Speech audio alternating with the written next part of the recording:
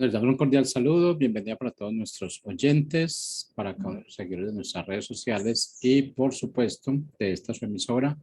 Busco en ti radio, que porque donde estás no es el final. Hoy es lunes, iniciando semana, iniciando mes, podríamos decirlo. Estamos con la presencia de Boris Gutiérrez en su segmento Construyendo Hogares Sólidos.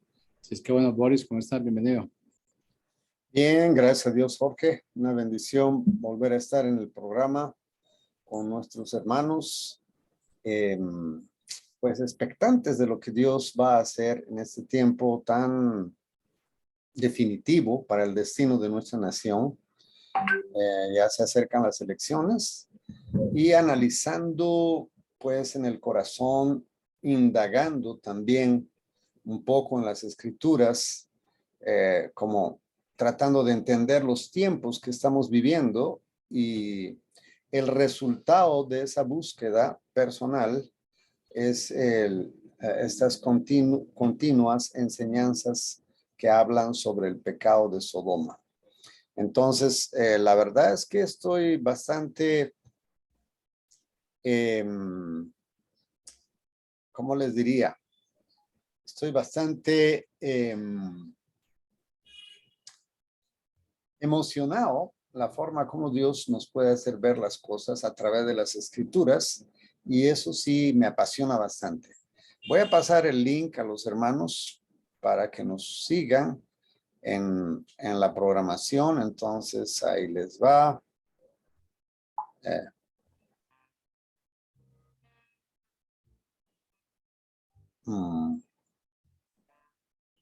Muy bien. Entonces estamos en la parte número 4, A4 de la programación que tenemos de el pecado de Sodoma. Entonces voy a compartir la pantalla para que ustedes puedan, a los que no me han podido seguir, pues recordar un poquito, solo recordar un poco, pero no nos vamos a detener mucho en el recordar. En Génesis capítulo 19 nos describe la palabra la vileza moral de los habitantes de Sodoma. Pero decíamos que esto es una descripción que se hace de la consumación de la maldad que existía en Sodoma. Pero esto no refleja en realidad cómo fue que pasó. Esto refleja la consecuencia. El cómo lo hemos ido viendo poco a poco en el proceso del deterioro. En Ezequiel 16, 49, 50, la palabra nos muestra que la maldad de Sodoma empezó con la soberbia. Luego pan de sobra, tenían bastante pan de sobra y abundancia de ocio. Y no fortaleció la mano del afligido y del necesitado. Y por último, se llenaron de soberbia e hicieron abominación delante de los ojos de Dios. Entonces, esa es la forma en cómo Dios mira a Sodoma. Esa es la forma en cómo Dios analiza la situación de Sodoma. No fue que en el capítulo 16, en el Génesis 19, es la consumación de toda la maldad que había en el corazón de los hombres, que era la soberbia, primeramente. Y habíamos dicho que la soberbia en términos cristianos viene a ser que yo no tomo en cuenta los mandamientos de Dios ni los principios de Dios, sino que termino haciendo mi propia voluntad. Eso es soberbia, no reconocer a nuestro Creador como Dios. Entonces, quito de en medio a Dios y yo me entrono y empiezo a tomar determinaciones en mi corazón para determinar, valga la redundancia, qué está bien y qué está mal. Ese es el problema de el pecado de Sodoma. Entonces, luego de eso, Dios nos muestra, nos hace ver un análisis de No sé si estoy bien. Ya. Luego Dios nos hace ver la abundancia de pan. Ya dijimos que la abundancia de pan no es un pecado en sí mismo, sino la forma en cómo conseguimos. Hemos hablado bastante sobre la forma corrupta que la sociedad tiene como algo normal para conseguir el pan de cada día.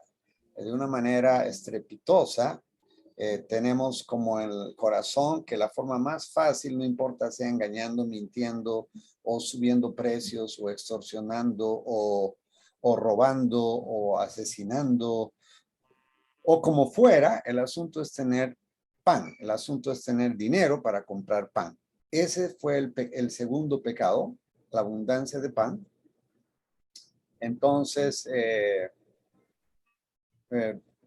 ahí vemos esta imagen, ¿sí? La abundancia de pan, queremos tener todo de manera fácil y esta es la generación que tristemente busca las cosas de una manera fácil. Todo el mundo quiere ganar dinero fácil, ¿no? Sin trabajar. Esa es la idea. No trabajes, ¿no? O sea, no necesitas trabajar. Si puedes mentir, si puedes robar, si puedes asesinar, o si puedes engañar, o si puedes hacer fraude o hacer trampa, una sociedad bastante corrupta, ¿no?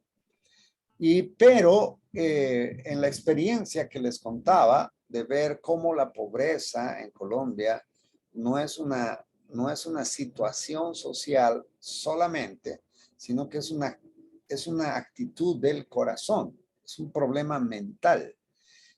Yo he trabajado durante muchos años aquí en Colombia, en la zona norte, en Bucaramanga, y he trabajado con gente, entre comillas, que se supone que es pobre, pero cuando tú entras a sus casas, ellos tienen todos todos los artefactos electrónicos a todo dar y último modelo, ¿sí? ¿Cómo es que logran tener todo esto estas personas? Y además, que esa es la figura que mantiene. Ahora, no estoy hablando de todos, pero yo puedo decir que es una gran mayoría. La mayoría de ellos tienen casa propia. La mayoría de ellos prácticamente ni trabajan, no necesitan trabajar. ¿Por qué? Porque el gobierno, ese es otro problema que tenemos, que vemos al gobierno como un Dios que tiene que resolver todos nuestros problemas. Vemos al gobierno como el papá gobierno, el que tiene que resolver todos los problemas. Entonces, el gobierno ofrece gratis todo. Si tienes un hijo, te pagan por tener un hijo. Si tienes dos, pues te pagan el doble. Y si tienes tres, pues mejor. Entonces, la mentalidad de esa gente pobre, entre comillas, es tener muchos hijos porque por cada uno de ellos van a recibir dinero. Aparte de eso, el gobierno, si una persona es pobre, lo que piensa es vamos a hacer vamos a invadir el terreno de alguien que nosotros llamamos invadir, pero en términos legales sería vamos a robar, vamos a entrar a una propiedad privada, nos apropiamos y con el tiempo pues nos lo robamos de manera legal porque el gobierno alcahuetea también eso. Entonces luego legalizan el robo de las personas que entraron a un predio que no les pertenece y de forma violenta toman ese asunto y con el tiempo construyen sus casas en ese lugar para luego venderlas. Sí, esa es la forma en cómo la mayoría de la gente tiene dinero. Me consta, por eso estoy hablando, ¿sí? Porque me consta, porque yo he vivido esa situación, porque he estado cerca con esas personas. Yo veía que esas personas no tenían una casa, tenían dos, a veces hasta 3 y 4 casas. Y claro, después las vendían y obviamente ellos tenían dinero que probablemente de la mayoría de los colombianos, ni aunque trabajes toda tu vida con un sueldo mínimo, vas a poder tener la cantidad de dinero que ellos lograban en 5 o 6 años viviendo de esa manera, invadiendo terrenos que no les corresponde y logrando que se lo legalice, ¿no? Esa es la forma. La otra forma es que dijimos de lo de los hijos, que el gobierno les paga, pues luego están las ONGs, está Visión Mundial también metido ahí, porque yo trabajaba en Visión Mundial en esa época, y está la Iglesia Católica, está los evangélicos, y todo el mundo que quiere llegar ahí porque tenemos una mentalidad también equivocada, pobrecitos, entonces los iremos a ayudar, pero la realidad que esas personas no quieren trabajar. Entonces hay abundancia de ociosidad. ¿Y qué creen que pasa con esas personas? Pues se dedican a beber, a tomar, se dedican a las pandillas, se dedican a las drogas y por último, pues empiezan a hacer vandalismo, robando a la gente, matando a la gente, porque hay demasiada ociosidad, demasiado pecado.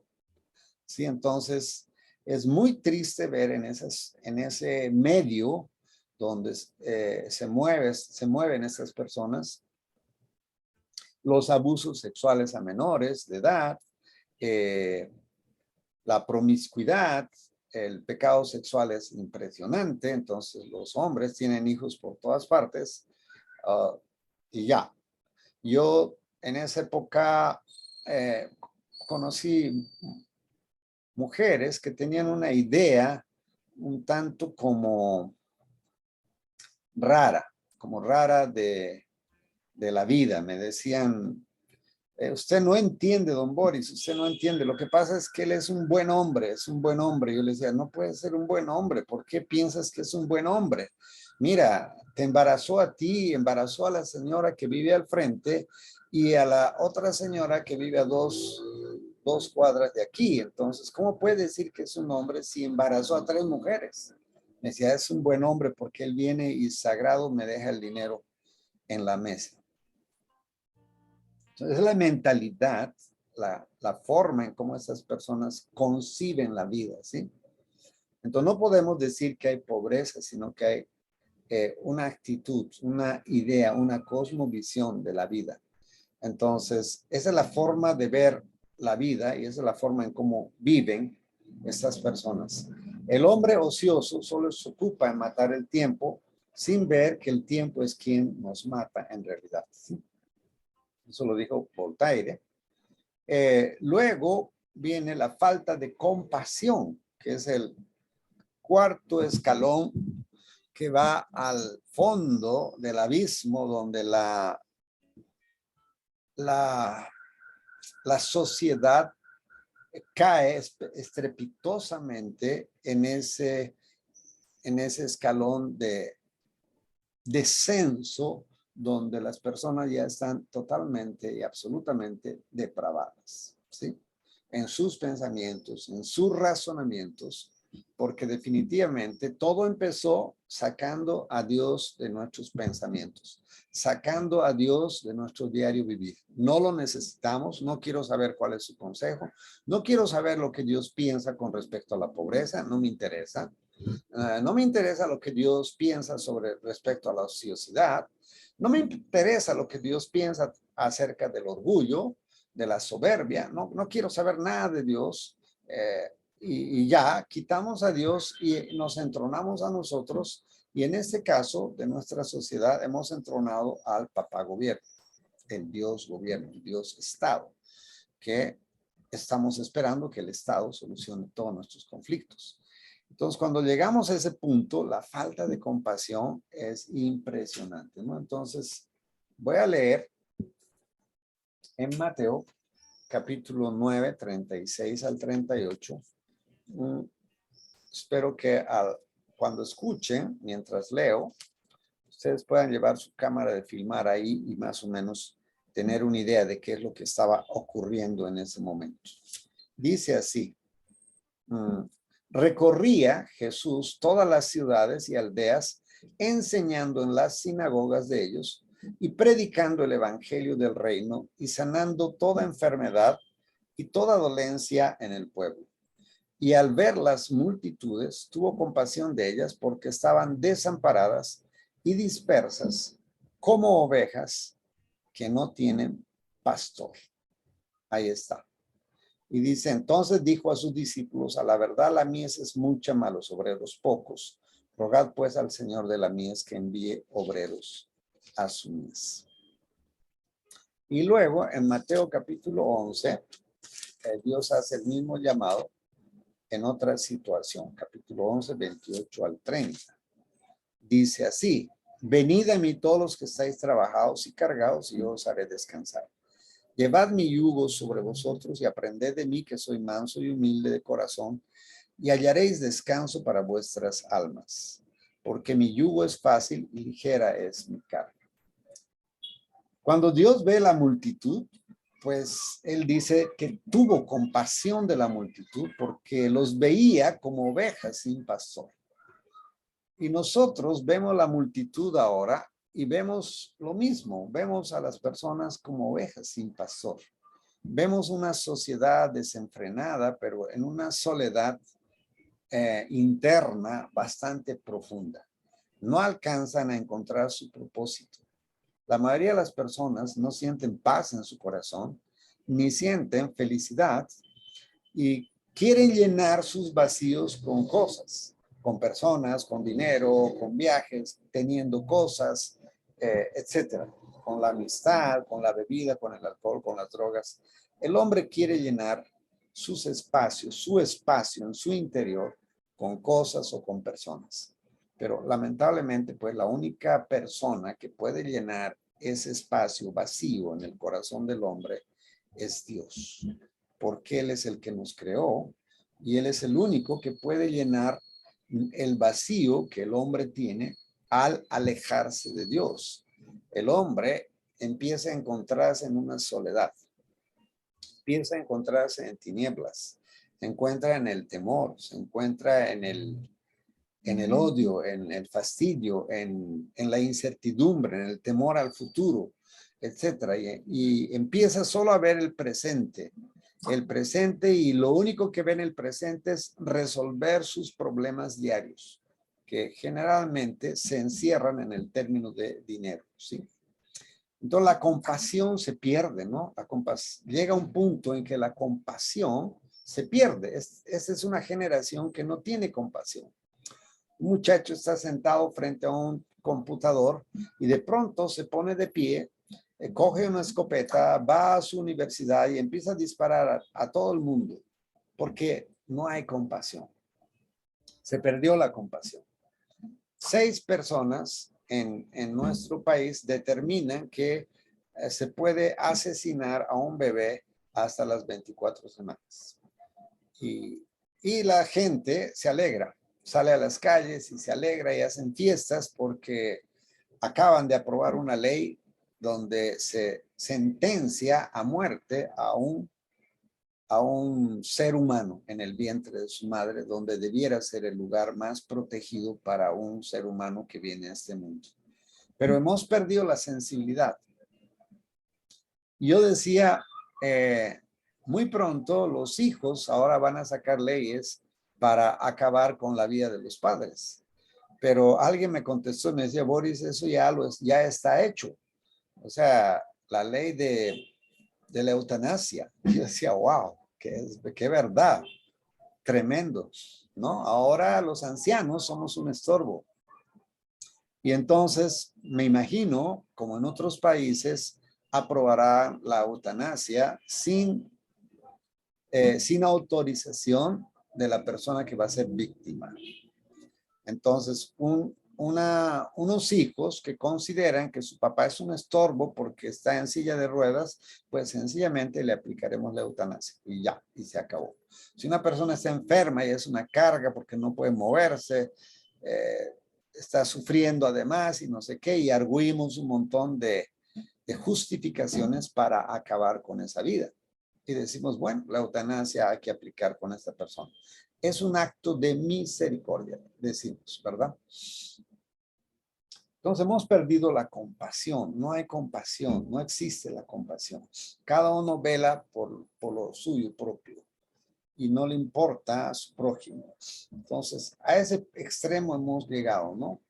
Cuando alguien me decía, Boris, o sea, ¿por qué no paras yendo en el carro? ¿Por qué no paras y llevamos a esta persona? Parece que está cansada. Y le decía, no, No, tendríamos que estar locos si nos detenemos para hacer subir a esta persona. Porque probablemente sube al carro, saca su arma y nos mata o nos hiere o lo que sea para robarnos. Entonces la misma sociedad también se encarga de llevarnos a un punto donde ya no puedes extender tu mano para ayudar a un menesteroso porque probablemente no lo es. Porque probablemente lo único que está queriendo es que te acerques para luego robarte o asesinarte, ¿no? Se ha perdido la compasión y poco a poco la estamos perdiendo. Pero lo que más me asusta, no, creo que no es la palabra me asusta, lo que más me duele, eso es. Sí, me sorprende, me duele entender que luego de caer en esa decadencia de la soberbia, la abundancia de pan, la abundancia de ocio y luego la falta de compasión con las personas, nos hemos vuelto una sociedad totalmente fría, pero llegamos al descenso donde la consumación de la soberbia llega al tope, al punto máximo, ¿sí? Al punto máximo. Una sociedad que se considera más sabia que Dios, que anda en sus propios caminos y administra de manera totalmente autónoma sus bienes materiales y su tiempo, hasta el punto de caer en la falta de compasión, ya presenta un panorama espiritual bastante decadente, ¿verdad? Entonces, soberbia en su máxima expresión, aunque la soberbia es el primer escalón de la decadencia espiritual, lo cierto es que la soberbia va creciendo a medida que el hombre se aleja de Dios.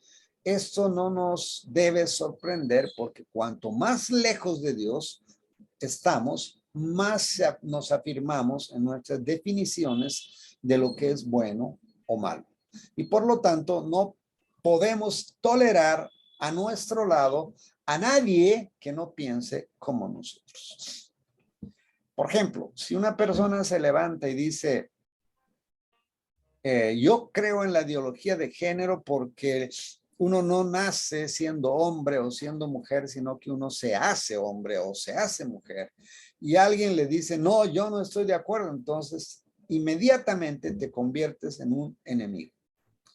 Hay países que ya está penado por cárcel si tú le dices a una persona que se concibe o se percibe mujer y tú le dices, no, yo te veo como hombre. El solo decir eso te puede costar la cárcel. O el solo negarse, como alguien se negó, si recuerdan la historia de este pastelero y dijo, no, discúlpenme, pero yo no voy a hacer una torta de bodas para ustedes. Se trata de dos hombres que querían casarse y él dijo, no, yo no les voy a hacer la torta porque yo no creo en eso. Eso fue suficiente para que lo demandaran y el hombre tuvo problemas con la justicia porque se negó a hacer una torta. Pues llegamos a ese punto donde la consumación de la maldad llega a los topes más absurdos de lo que nosotros definimos como bueno y malo. En la soberbia decidimos perseguir al que no acepta someterse a la visión moral sobre los bienes materiales, sobre la vida o sobre el comportamiento de otros seres humanos. Del amor al odio hay un solo pasito, ¿no? Me gusta mucho esta imagen que encontré. Miren esta imagen, a la mitad hay una granada muy camuflada, rosada también. Pero del amor al odio hay un solo paso, ¿no? En estos días estaba escuchando a una persona que se volvió famosa de la noche a la mañana. Y ella en sus enunciados, ella dice que ella quiere la paz. Y uno podría decir, wow, es como esto, ¿no? Un fondo como rosado con flores, wow, qué paz. Pero a la mitad hay una granada. Y entonces uno dice, bueno, ¿y qué es lo que pasa con esa granada? Ah, pues si no piensas como yo, pues sencillamente saco el seguro, ¿sí? Entonces, más te vale que pienses como yo, si quieres paz. Entonces uno dice, wow, ¿qué tipo de paz es esta, sí? Entonces, esta persona habla de paz, pero luego dice, yo estoy a favor del aborto. Entonces, ¿cómo podemos hablar de paz si estamos dispuestos a matar a las personas más indefensas que existen en este mundo? ¿Cómo podemos llegar a ese punto de odiar tanto a un ser que está creciendo en mi vientre? ¿Y cómo es que la sociedad puede decir, sí, claro, tiene derecho porque es su cuerpo? Pues sí, es su cuerpo, pero el cuerpo que está ahí en su cuerpo no es su cuerpo, ¿no? Es otro ser humano que se está desarrollando. De otra manera, ¿cómo pensamos que hemos venido pues nosotros a este mundo? Pues de la misma manera, ¿no? Que ese bebé está pensando venir a este mundo, pues de la misma manera vinimos nosotros. En Romanos capítulo 1 y 2 hace la descripción de la soberbia del hombre. Créame, a mí este versículo me traspasó el corazón. Porque a pesar de la maldad que ya está expuesta, llegamos a un punto de maldad absoluta, total, donde la consumación de la maldad llega a ser un placer, una complacencia. Y eso sí, definitivamente me parte el corazón. Voy a leer esta parte porque creo que es muy importante. Nos queda poco tiempo, pero quiero leerlo porque definitivamente es importante. Porque la ira de Dios se revela desde el cielo contra toda impiedad e injusticia de los hombres que detienen con injusticia la verdad, porque lo que de Dios se conoce le es manifiesto, pues Dios se lo manifestó. Porque las cosas invisibles de él, su eterno poder y deidad, se hacen claramente visibles desde la creación del mundo, siendo entendidas por medio de las cosas hechas, de modo que no tienen excusa. Pues habiendo conocido a Dios, no le glorificaron como a Dios, ni le dieron gracias, sino que se envanecieron en sus razonamientos y su necio corazón fue entenebrecido. Esta es la mejor descripción de lo que es la soberbia, ¿sí?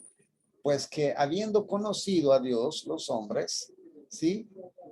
Terminamos no dándole gracias, nos envanecemos en nuestros razonamientos, la soberbia nos llega al corazón y nuestro necio corazón es entenebrecido. Y profesando ser sabios, nos hacemos necios. Y cambiaron la gloria del Dios incorruptible en semejanza de imagen de hombre corruptible, de aves, de cuadrúpedos y de reptiles.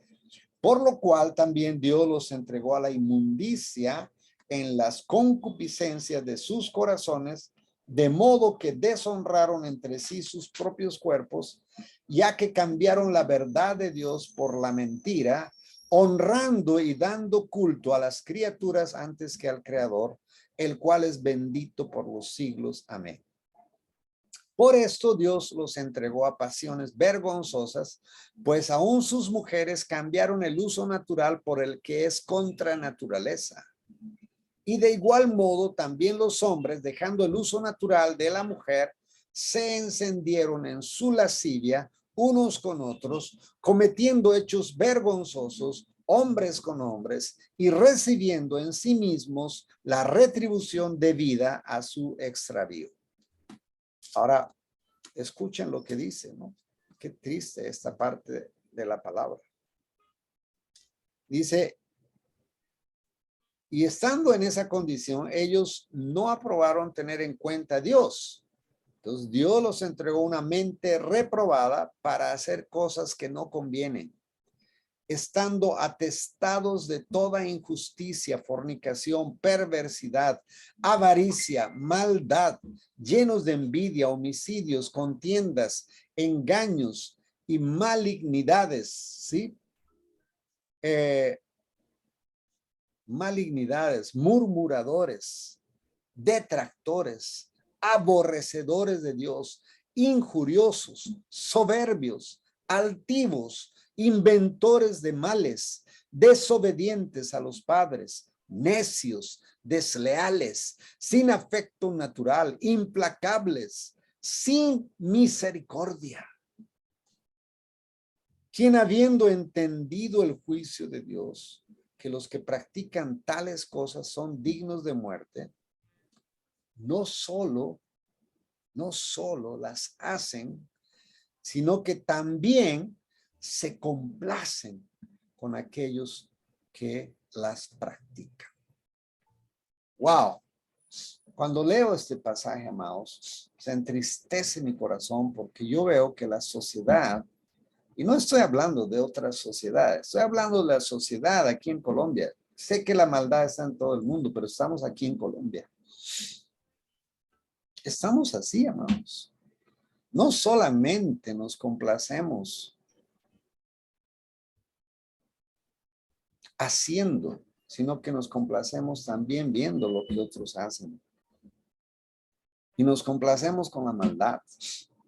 Entonces, yo creo que cuando el hombre está así, ha llegado a un punto donde estamos abriendo la puerta a un juicio de Dios, tal cual como Dios lo hizo con Sodoma.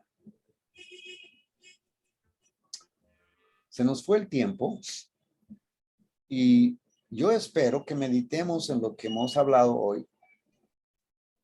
Y el próximo lunes estaremos viendo lo que sigue después de esto, ¿sí? Pero cuando yo veo nuestra sociedad, yo digo nuestra sociedad está absolutamente corrupta. Absolutamente corrupta. Y cuando miramos de esa manera, pues pareciera que no hay esperanza. Pero yo creo en un Dios soberano que nos muestra un camino de esperanza. Y de eso es lo que vamos a hablar en nuestra próxima reunión. Que Dios los bendiga y Dios salve a Colombia, queridos hermanos. Un gran abrazo para todos.